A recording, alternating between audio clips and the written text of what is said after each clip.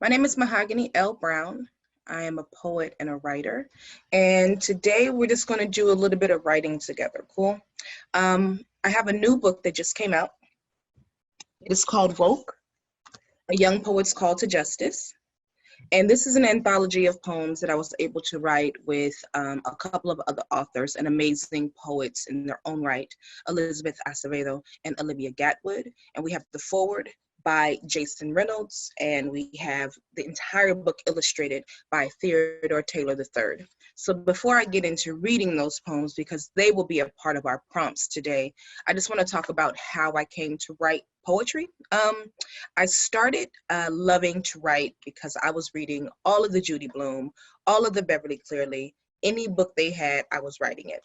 And then there came a time when I started to volunteer at the library because they wouldn't let me take out books anymore because I wasn't bringing them back on time. So I thought I'll just get a job there and then, we'll take out the middleman, which was great for a while. Of course, they called my mom and I had to bring the books back, but that's a whole nother story. But writing has always been my passion and my love. Writing poems, however, not so much. That didn't happen until, I tried in high school, junior year, honors English, and I was told what I wrote was improper. And then I decided I don't want to write anything where I could be wrong in sharing my feelings. So I just turned away from it instantly and kept thinking, I can write, books. Writing novels and writing poems are different. And this is what I found out. When I turned 21, I started writing poems because someone got on stage and performed the poem with the band. And I had never seen that in real time, in real life, and I was smitten. And I learned that it was an open mic and I could do that same thing next week. So that began my journey. That brought me on my path to writing poems.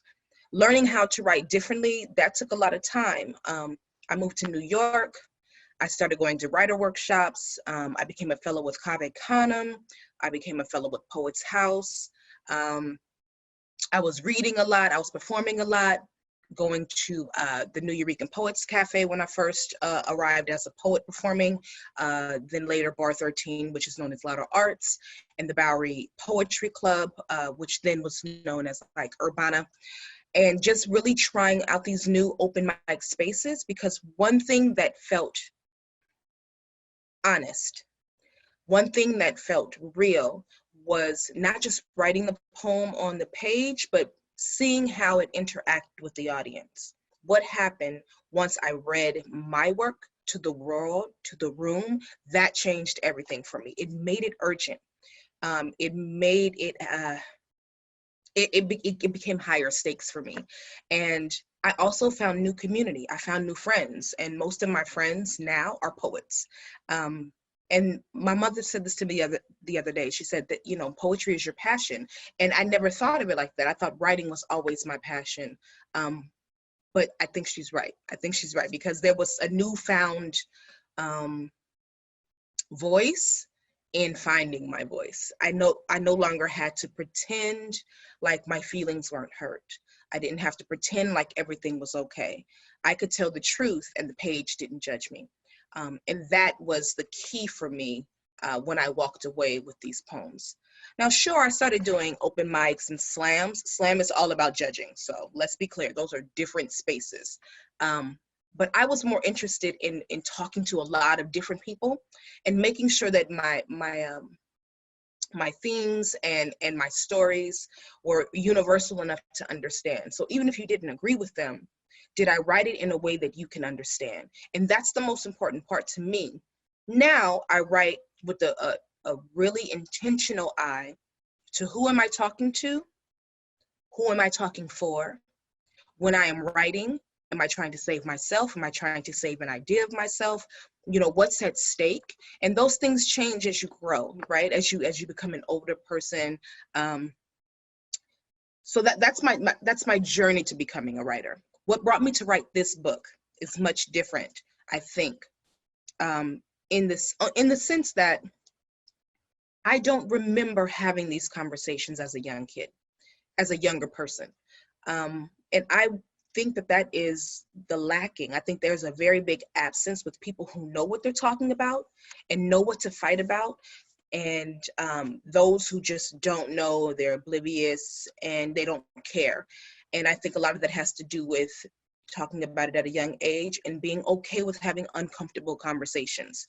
Talking about racism is hard, period. It's not supposed to be easy, right? Because if we are going to make sure that equality exists across, all of our friends, if we're going to make sure our humanity is not tattered and we are not compromising our integrity, then we have to have hard discussions about people doing things that are not fair, that are wrong, and that we will not stand by.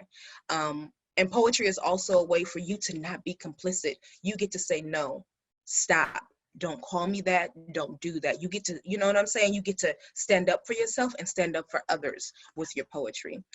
So Woke, A Young Poet's Call to Justice, is the older sibling to Woke Baby. I wrote Woke Baby as a children's book.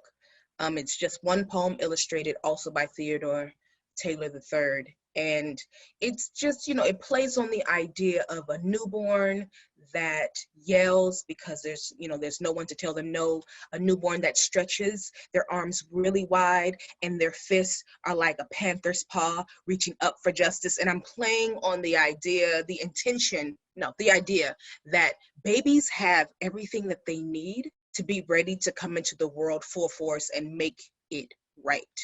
And it is like how we grow up and, oh, you shouldn't say that, that's not nice. And that's not appropriate to say right here because, we're having dinner and, oh, don't make this person feel bad for saying something that was bad, right? You have all these different things filtering in and telling you how to be. One thing I remember fighting very hard against was someone telling me that how I was acting wasn't ladylike. And I laughed because it was a man. And I thought, well, why are you telling me how to be me? You should tell you how to be you and I can tell me how to be me. You know what I mean?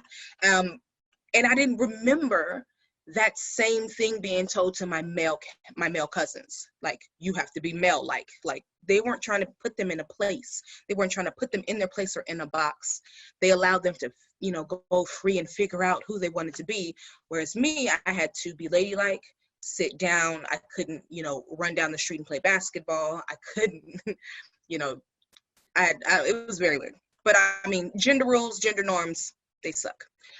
But that's what I was going against then, just figuring out, just because I'm a girl doesn't mean that I can't speak loud or play ball or argue with others or crack jokes or whatever it is. There isn't any one way to be me, to be a girl. And so I wanted Woke, A Young Poet's Call to Justice, to do some of that dirge work. You know what dirge is, right? Like trench work, like some of that heavy duty foundation building work. And that goes, across the board for all genders. So this book talks about very big ideas in small bites, small building blocks is what I call them, because the big ideas are very hard to grasp sometimes, even as an adult, talking to folks about what intersectionality means. Some folks have no idea, they don't know. Talking to folks about restorative justice, environmentalism, ableism. It's very difficult having conversations with people about these grand ideas when they haven't even understood that forgiveness is the basis for restorative justice. And if we could think about forgiveness as a tool for social justice, then we can start unpacking all the things that we need to build a sturdy house, right? And the house is really, our country and our communities, right? So this book delves into the topics that I'm going to list now: activism, ableism, allyship, body positivity, community, empathy, equality, forgiveness, freedom fighters, gender, immigration, intersectionality, individuality, joy, justice, prejudice, privilege, protest, resistance and resourcefulness, silencing, stereotyping, volunteering, and what it means to be woke. Now, you heard that list. It was a long list, right? This is going to be a part of our writing prompts. So I'm going to read poems to you, I promise. But right now, really quick on a blank page, I want you to write down 2 of those themes that really tug at what you are thinking about right now in your world. Think about the thing that interests you most. I'm going to read them again. Ready? Activism, ableism, allyship, body positivity, community, empathy, equality, forgiveness, freedom fighters, gender, immigration, intersectionality, individuality, joy, justice, prejudice, privilege, protest, resistance, resourcefulness, silencing, stereotyping, volunteering, and what it means to be woke. Woke, woke. Any of those sticking out in your head, just type them in the chat window here so I can see what you're thinking.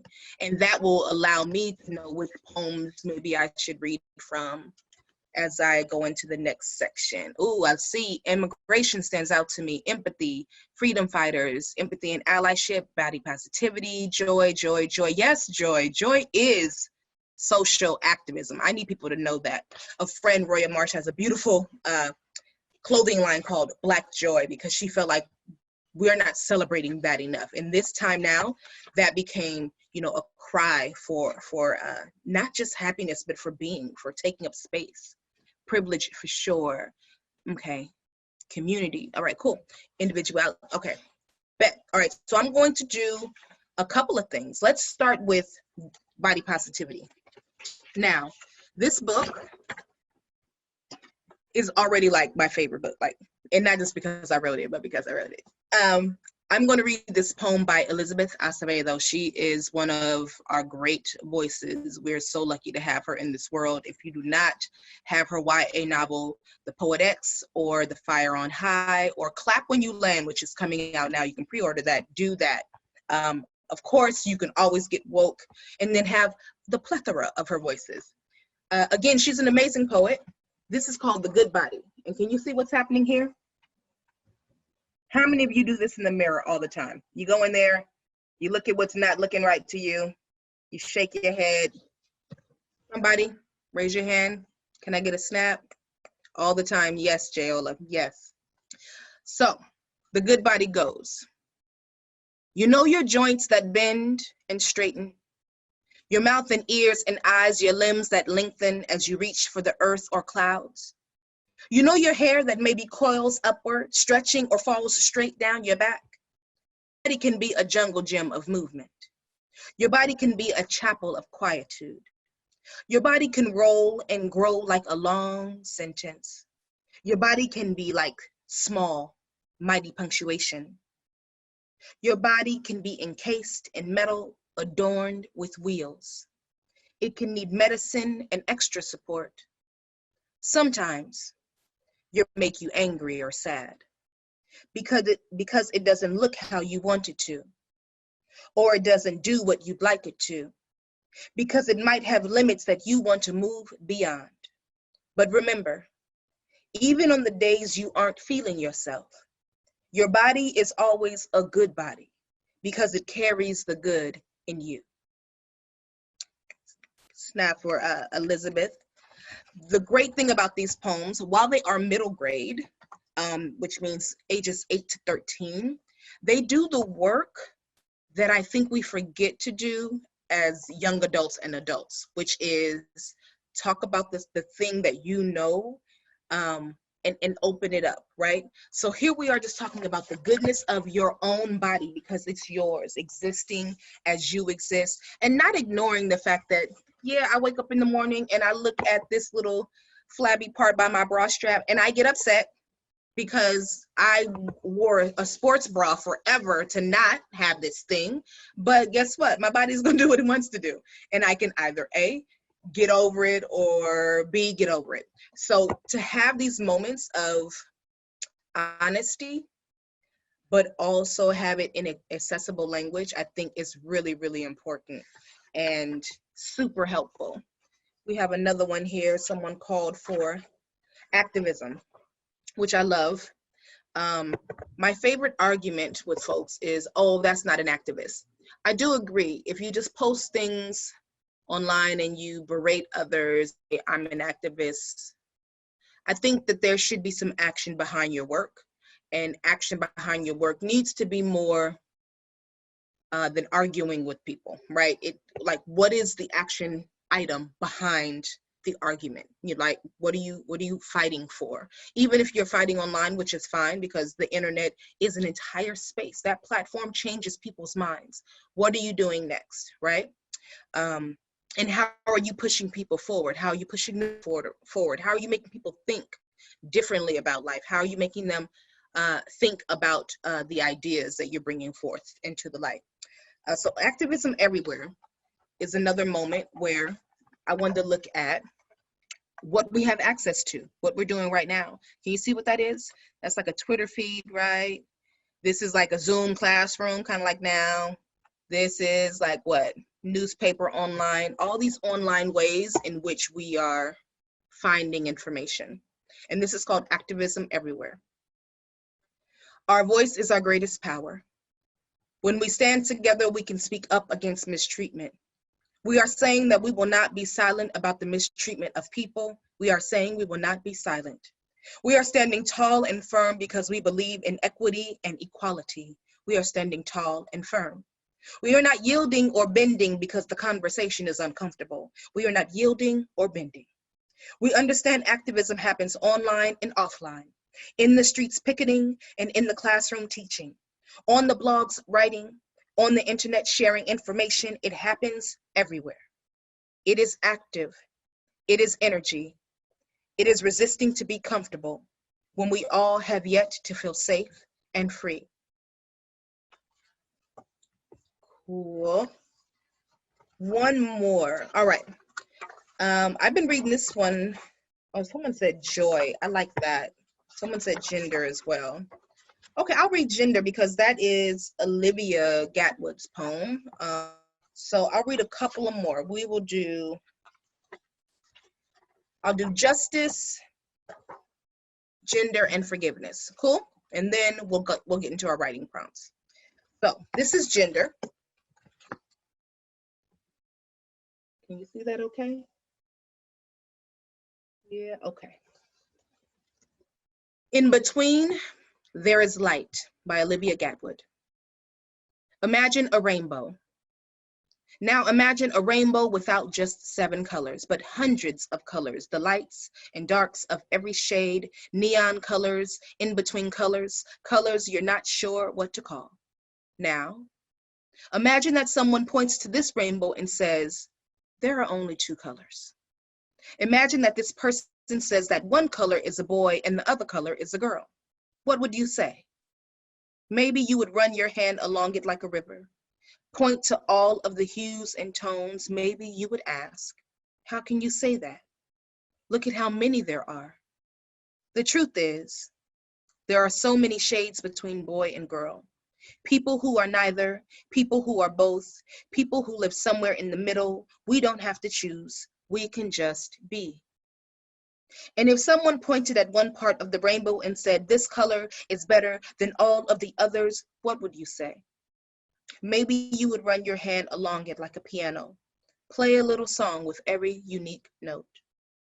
Maybe you would ask, how can you say that? Listen to the song they play together. Sometimes the world wants one color of the rainbow to be louder than the rest, stronger than the rest, bigger than the rest. Do you know what I tell them? I say, look up into the sky. Do you see it? Look how perfect it is as a whole. Yeah, I like it. Goosebumps. That's so good, right? Yes, high five that screen. Oh my goodness. And that one is talking about gender. Let's think about justice and joy. Okay, justice. Okay. See that face, that beautiful face looking up into the dark, dark sky where it looks like it's raining, right? Or maybe it's stars. It looks like it's rain. I think it's rain. Blown out stars whisper about justice. What if the crowd were a forest? How would you keep it from catching on fire? Tonight, the horizon is lit up like the brightest bulb. The town sits beneath the blown out stars. The town vibrates with a nameless sound, but the wind remembers their names. And someone somewhere whispers injustice. Right then, the flames grow legs and arms and hands with a booming heartbeat. Now remember the forest. Can you see the crowds? The young wildling, the necessary weeds, the patch of wildflowers, the manicured brush of lush and wilt growing, growing, growing. What if the sky rained? What if all the forest of people needed was water? What if all the breathing bodies required to live and thrive and graze and grow in harmony was justice? Cool. Okay. Have your two things that you have already written down. Now that you heard me read them, I want you to consider the way in which I'm writing. I'm not writing to my older self, so to speak, right? I'm writing to a younger self. So I want you to consider which of these topics that you have written down can you explain to either your younger sibling, younger version of you, your future child, whoever. I want you to think in terms of language that's accessible for such a large idea, okay? And circle the one that has the most heat. Circle the one that gives you the most, okay, I really am ready to talk about this.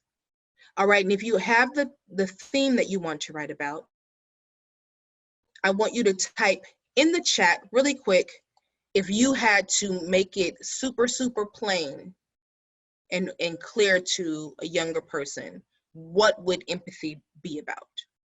What is empathy? What is individuality? How do you tell a kindergartner what individuality is? How do you tell a kindergartner what racism is? I'm checking the chat to see if anyone's responding. Joy is organic happiness. Empathy is feeling the of another person. Excellent.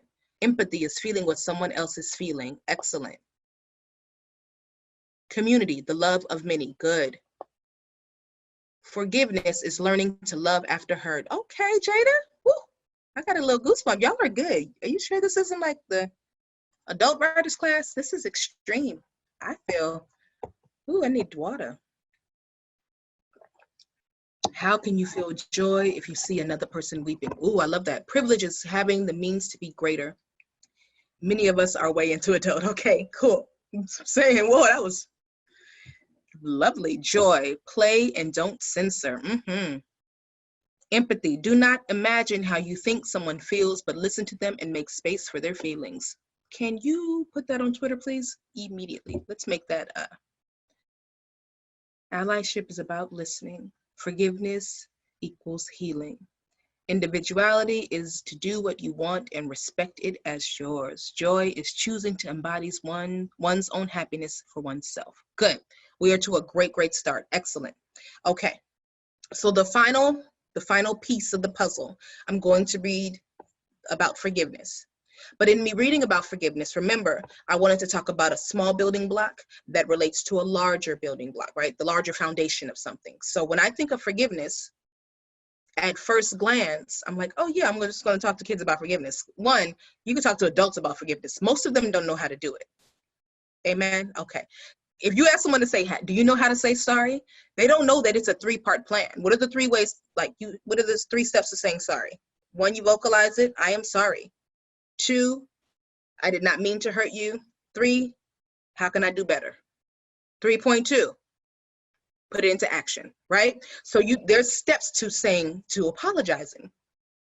And if you're explaining that to children, to young people, not children, just younger people, then what does that mean? What does that mean? That gives them an understanding for how to exist in a place where harm happens and we want something done, but it doesn't just mean, jail. We want something done, but it doesn't just mean you're ousted from a community. That's restorative justice, where you're asking for your apology and you're asking for the actions in that apology, right?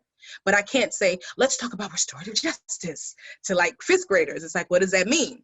Most adults don't know what that means, right? So you start with the small block. What is forgiveness? And this is called gift of grace.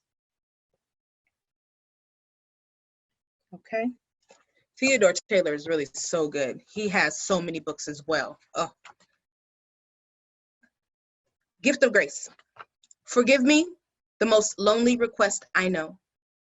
It requires the gift of grace, like a horse looping around Central Park, slow and metered. The wind can tell when the body is holding more weight than it can hold. This is how an apology begins. The bags holstered to the back and across the shoulders and the neck, the heaviness of disappointment, the sadness is so lonely, alone and alone. Sometimes the wind picks up speed. Sometimes the sky is still howling. Sometimes you have to wait for the quiet of the rain. Let the storm pass and try again. I'm sorry. I made a mistake. Forgive me. A humble request. Such a beautiful song. Cool, thank you. Knowledge brings responsibility and accountability, ownership of their course of action, and having remorse. Forgiveness, I didn't mean to make you feel bad. Beautiful. So now, you have your one that you've been typing up here. I want you to pull apart this idea. I want to give you, it says 5 to 7 minutes. That feels good. I can give you 8 minutes, 7 minutes, 8 minutes is fine.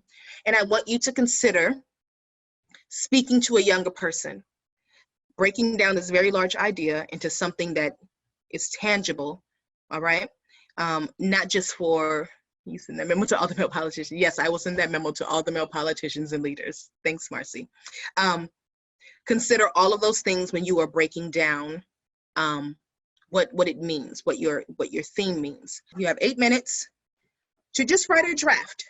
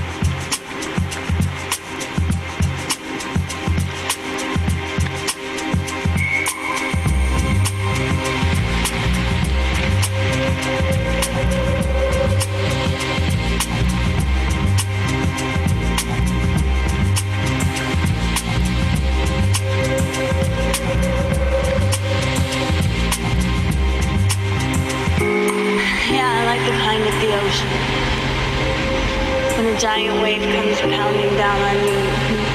You think it's gonna crush you, but and it breaks and it comes down and sends you crashing to the sand. That's when you get up and laugh. That's the kind of laugh that makes you know you're alive.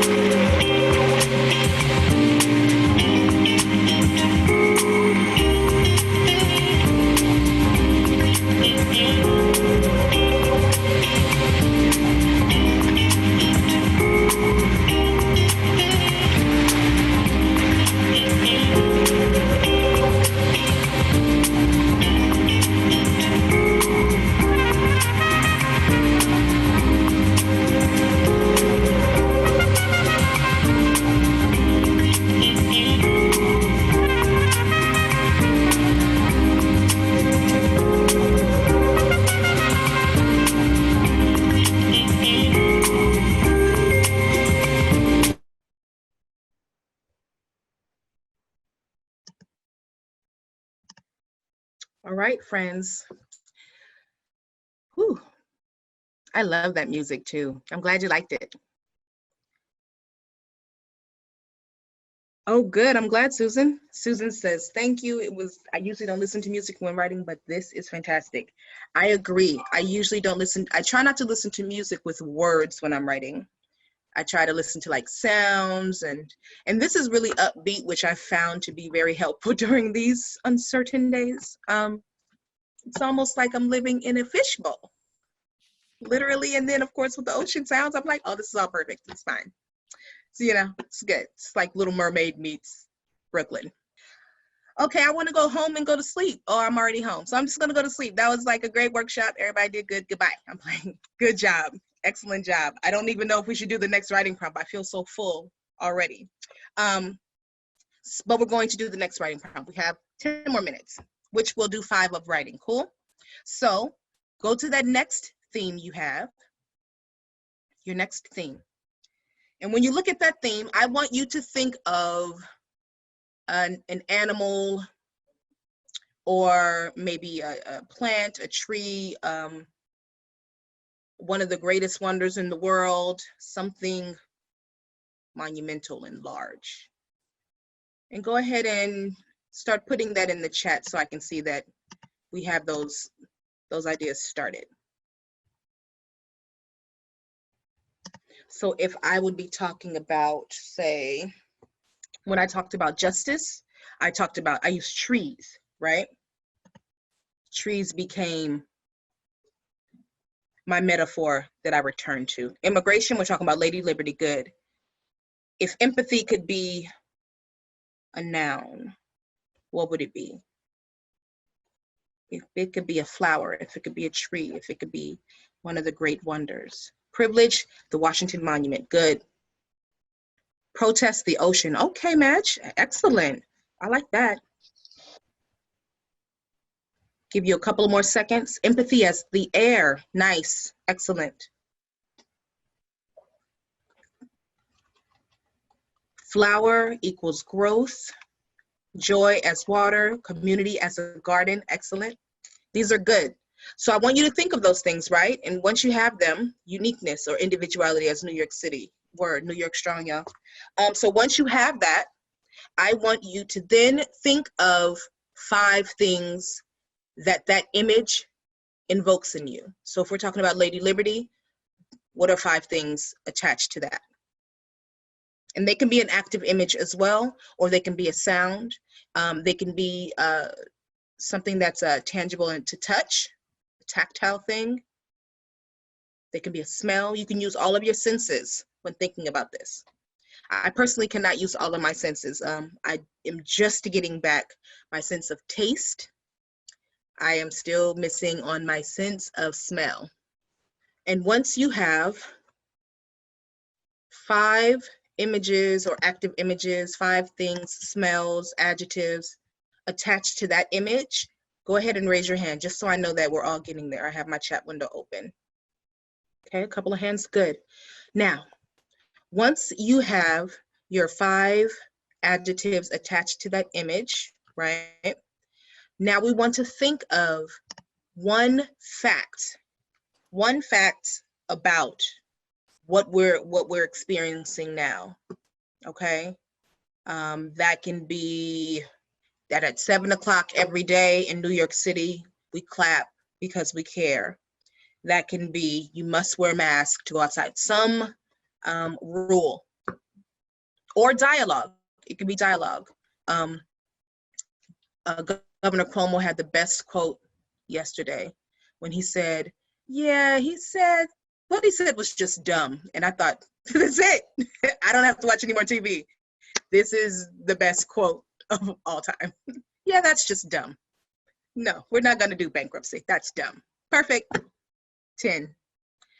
So you add 1 piece of dialogue, you have your adjectives, and you have your noun. Yes? Now, as we are writing for the next 5 minutes, I want you just to write your story as you choose. It can, again, be to a younger person. It can be a story, hands off, totally interested in what you come up with. But the things that you have written, that is going to help you. That word bank is going to help you pepper in to this poem so that you sustain your extended metaphor, okay? So if I'm talking about trees and justice and trees on fire, when I brought in the idea that the rain came and, became the thing that basically the rain served as justice for the trees that were on fire, like it allowed me to extend my metaphor so that it made complete sense. Metaphors are beautiful, and sometimes metaphors exist like this, and then there's sometimes where we can really expound on it. We can really draw it out and extend it. So you have only 5 minutes. It's like cavemen. I've been nobody ever had to remind them that they were alive. Every day they killed for food, every day they starved.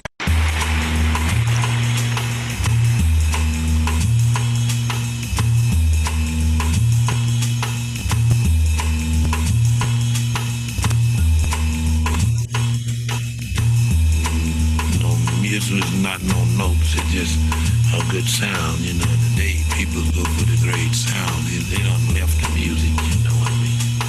So if you got that sound out there, why they can snatch themselves and jump around, but they like that.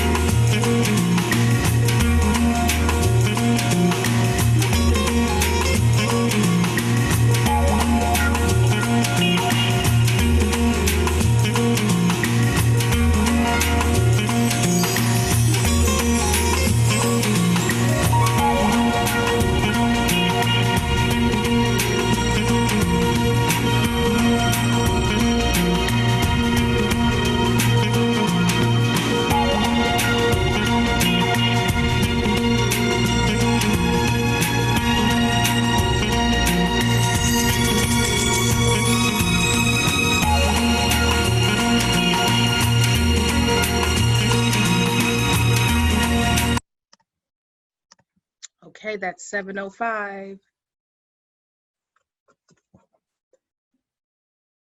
Oh, thank you. Thank you, Marcy. We're coming back for our final prompt or our final share. But before we share out, I want you to look at what you've written. And looking at what you've written, can you underline moments that surprise you? And I'll also put this in our chat so you have it to go to. And this is just a little legend on how to edit. Once you make underlines of moments of surprise, I want you to do a check mark by your natural trope. When I say natural trope, I mean things that are common for you. I usually have a word that I always use if I find myself trying to think about getting somewhere, or I have an image that I always turn to. What is that natural trope? What is that common use of usage of language or image? And because as writers, we tend to be very hard on ourselves, I want you to make a star by something you like, okay? Because we have to celebrate the good stuff too, right?